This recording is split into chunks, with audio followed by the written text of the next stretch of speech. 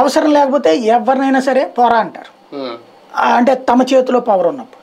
కాబట్టి అది ఎదుగుదల దిగజారుడా అంటే రియల్ పొలిటీషియన్. ఇందులో మార్పు ఏం కనిపించారు. ఫలితాలు సంకీర్ణ దిశగా వెళ్లకుండా ఉండడానికి కూడా చంద్రబాబు గారు జాగ్రత్తలు తీసుకుంటున్నారు. అందుకే ఈ భేటీలు, ఈ హడావిడి. అవసరమైతే బీజేపీని వెనక్కి తీసుకురావడానికి ఒక అస్త్రంగా పవన్ వాడడం అందులో పక్కగా ఉంది. ఆయన మొదటే ఉంది ఫ్రమ్ ద బిగినింగ్ అంతే. త్రిముఖ పోటీ వస్తే అధికారంలో ఉన్నటువంటి వాళ్ళే గది దిగచ్చు కూడా యాక్చువల్గా అయితే. తెలంగాణలో జరిగింది అదే కదా త్రిముఖ పోటీలు. కానీ ఇక్కడ చంద్రబాబు అనుకుంటున్నారంటే ఆ సాహసం చేయడానికి సిద్ధపడట్ల. రాజశేఖర రెడ్డి చేయగలిగాడు ఆ సాహసం, త్రిముఖ పోటీ తెప్పించుకుని. నాకు బాగా గుర్తుంది, చిరంజీవిని డబ్బులు పెట్టి కొన్నాడు, ఇవన్నీ సొల్లి కబుర్లు.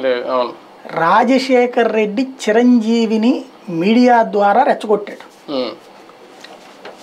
ఆ రోజును చూస్తే కాంగ్రెస్ అనుకూల మీడియానే చిరంజీవిని ఒక్కసారిగా హైలైట్ చేస్తూ రాజశేఖర రెడ్డి దుర్మార్గ పాలన, చిరంజీవి రాకపోతే అసలు రాష్ట్రం ఏమైపోతుందని ప్రజలందరూ కోరుకుంటున్నారని ఇంటర్వ్యూలు ఊరు వాడ సందు గొందు ఎవడైనా మనకి ఈడు రాకపోతే నాశనం అవుద్దని ఎవడన్నా ఏ జనమన్నా అంటాడా అనిపించారు.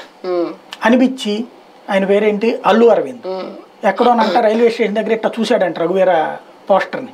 కాబట్టి ఇక్కడ రఘువీర పని అయిపోయింది. ఇట్లాంటి దిక్కుమాలిన వార్తలతో కృత్రిమ హైప్ క్రియేట్ చేశారు.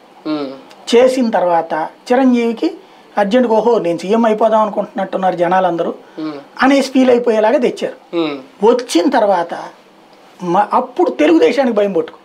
చిరంజీవి వచ్చినటువంటి ఓట్లు ఎవరికి గెలుస్తాడు, ఇది రాజశేఖర రెడ్డి వేసిన అస్త్రం కదా అని చిరంజీవిని అమనాభూతులు తిట్టించడం